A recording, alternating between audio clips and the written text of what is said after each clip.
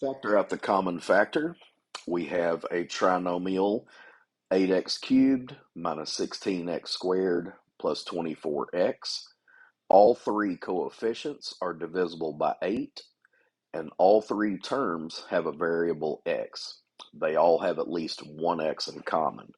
Dividing 8x out of the original problem, 8x cubed divided by 8x is 1x squared.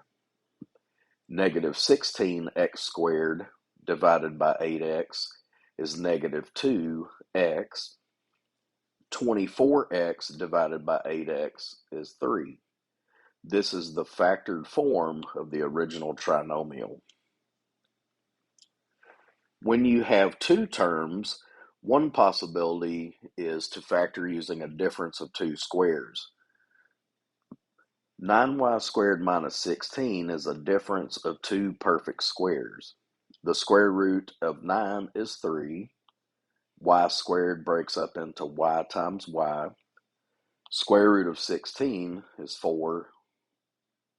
And to finish these off, you put in alternating signs. So we have 3y, 4, and then a plus minus.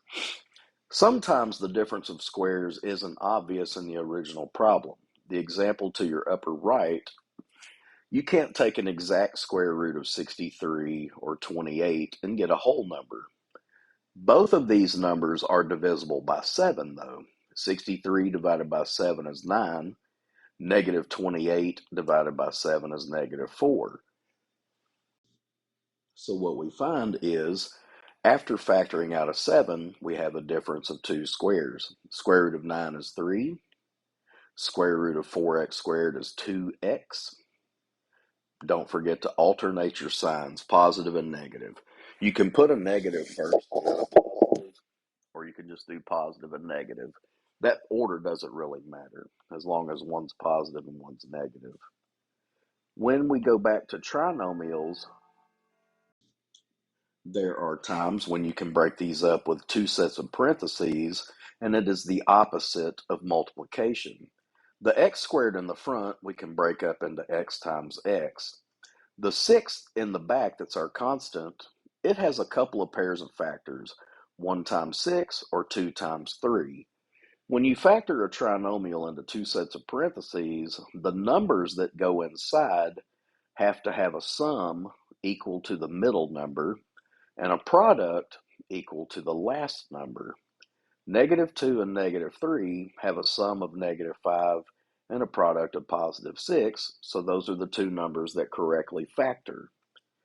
The example to your right, upper right, you have x squared plus x minus 2. 2 only has one pair of factors, 1 and 2, that are whole numbers. In order to get this pair to add up to the one that's in the middle and multiply to negative 2 on the end, we have to adjust the signs as negative 1 and positive 2. Negative 1 and positive 2 have a sum that's 1 and a product that's negative 2. So we can put in negative 1 and positive 2 into the parentheses.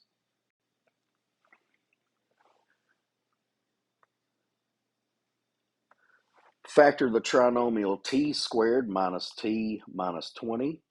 If we take 20 and write out its pairs of factors, we have 1 times 20, 2 times 10, and 4 times 5.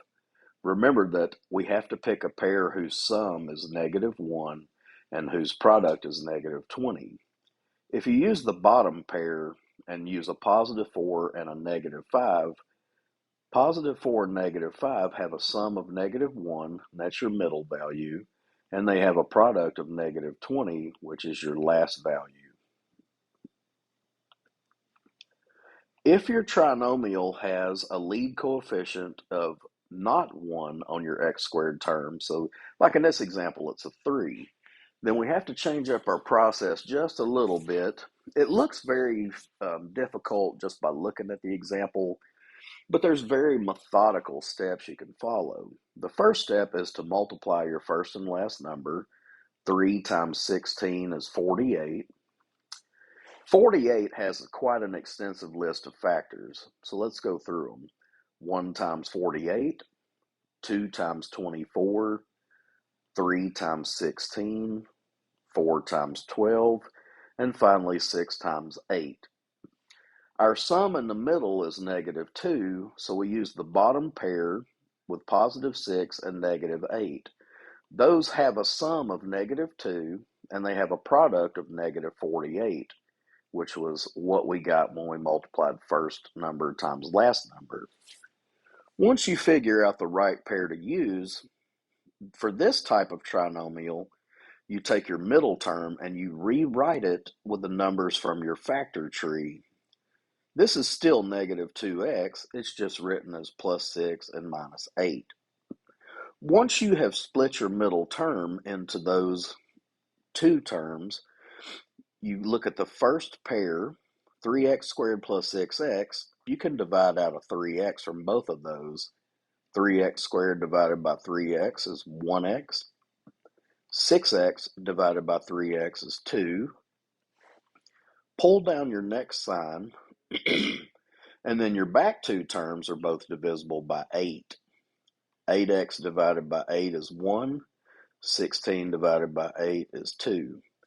If you have picked the right pair and you have factored each of the first two and back two terms correctly, you will have matching terms or factors in the parentheses.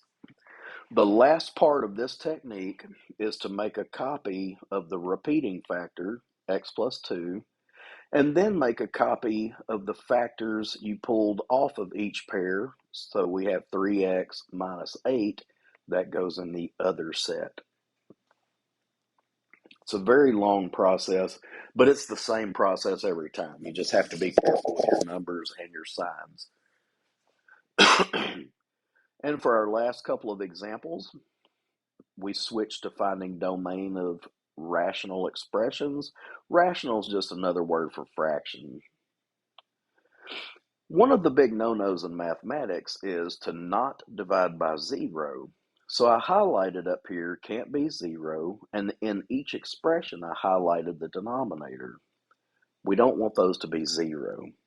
The numerator can be 0, no problem. It's just the denominator you have to watch out for. This denominator is equal to 0 if x equals 1.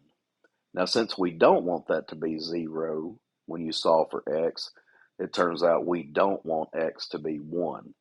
The domain is the set of all good numbers that you could plug in for x, and this isn't undefined. 1 is the only number that makes this expression undefined, so our domain is all real x's such that x isn't 1. In our example to the right, this denominator is equal to 0 if x is -4. So we don't want the denominator to be 0, meaning we don't want x to be -4. The domain is the set of all good numbers, so we have all real x values as long as or such that x isn't -4.